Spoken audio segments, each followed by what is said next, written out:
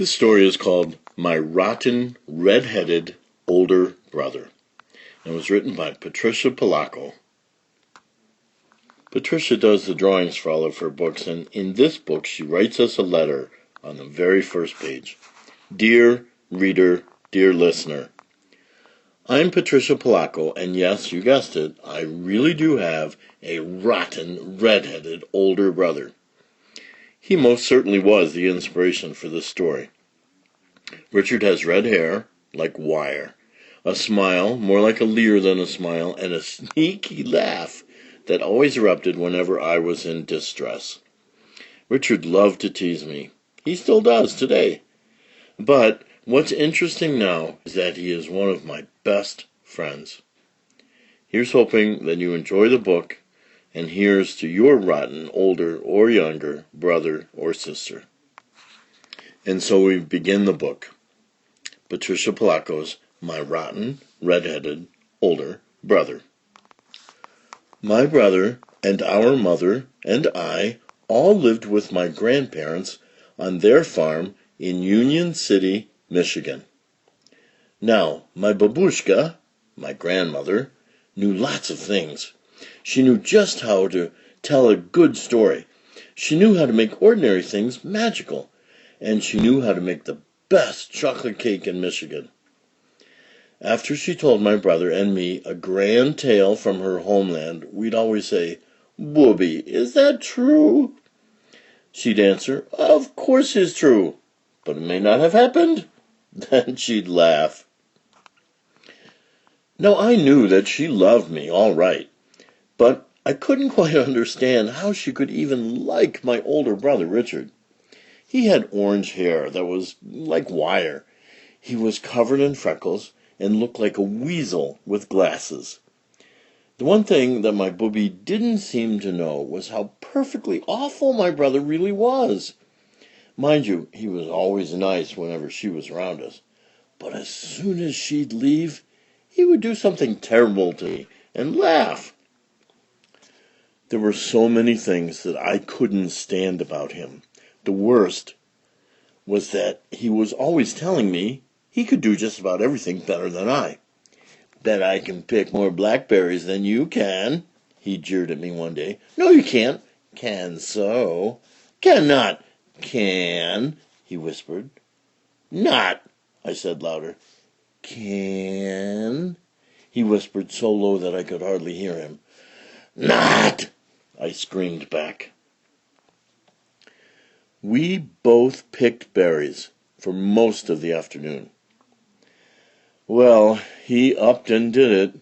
He not only picked more berries than I, he set a record that wasn't even challenged for the next 10 years. "Ugh, you make me sick, Richard Barber," I yelled at him. Then he smiled that smile that only a rotten, red-headed older brother could smile. I guess I would have to face it. He could run the fastest, climb the highest, throw the farthest, sit the longest, get the dirtiest, burp the loudest, and spit the farthest. He had no equal, certainly not me. "And I'm 4 years older than you, always have been and always will be," he sneered. There had to be something I could do that he couldn't.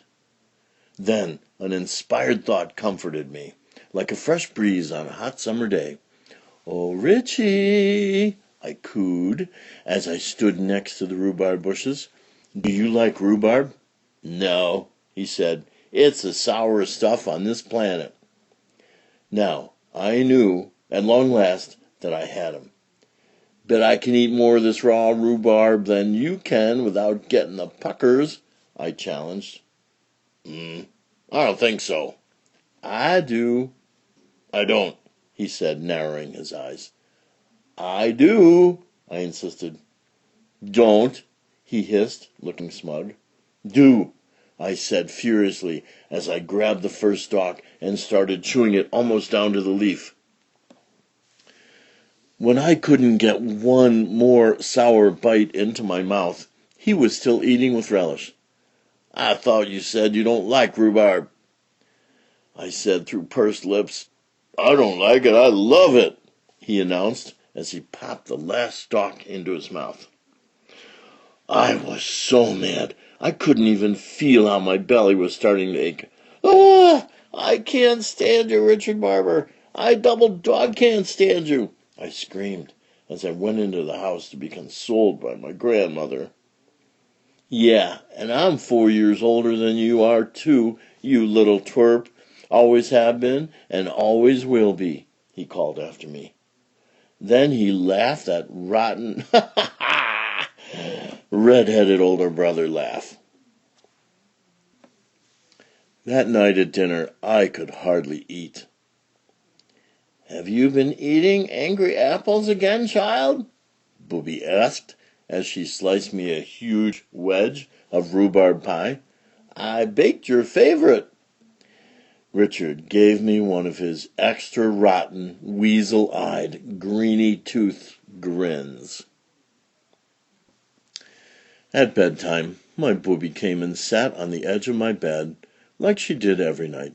"Look, a falling star," she said. We watched it streak across the sky. Then she spit twice between her fingers and gave her chest a loud slap. "Why did you do that, Booby?" I asked. "I was making a wish.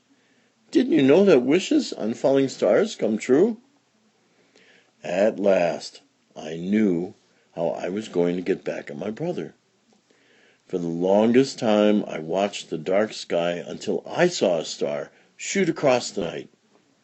Then I spit between my two fingers and slapped my chest. It was done. My wish was to do something, anything, better than my brother. I'd show him. The next morning, all I could think about was my wish. I was thinking about it so hard, I almost didn't notice the wagons and trucks pulling into the field down the road near Four Corners. "A traveling carnival!" my brother shouted as he ran toward me. "They're setting up right here in our field. Bet I can eat more hot dogs than you can," he teased. He was already starting it, but this time I was going to do something so incredible that even he would have to sit up and take notice. I had a star wish. I'd show my rotten red-headed older brother all right. That night I ran straight for the merry-go-round. We must have taken 50 turns on that carousel. But then my brother got off. I stayed on. I went around and around and around. "I knew I could do this longer than you," I shouted to my brother, feeling proud, but just a bit dizzy. "Trisha!"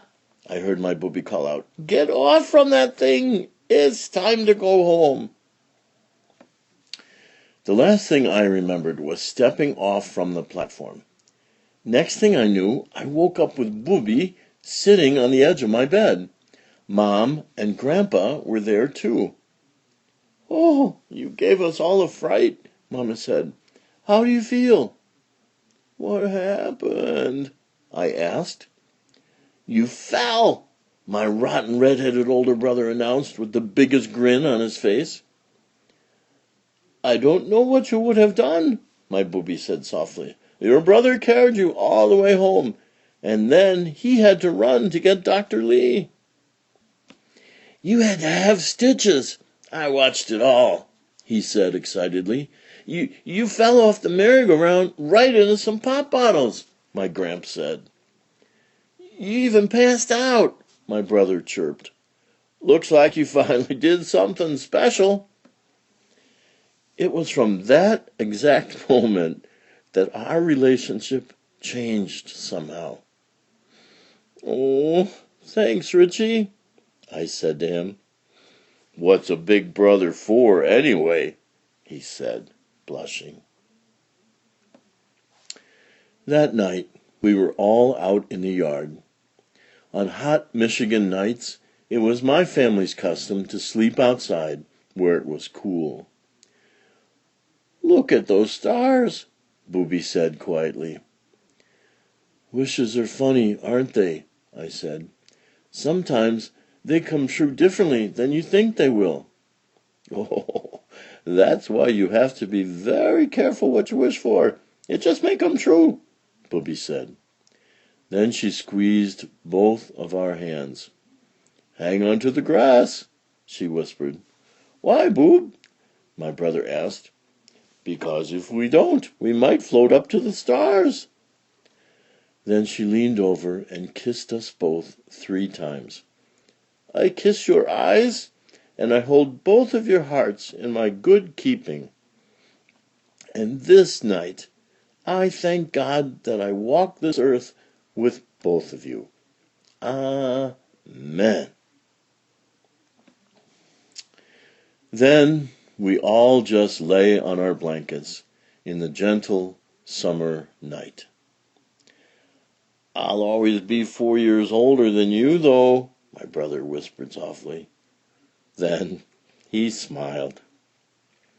All of us held one another's hands, and then we all drifted off to sleep. And that is how Patricia Polacco's story, My Rotten Red-Headed Older Brother, ends.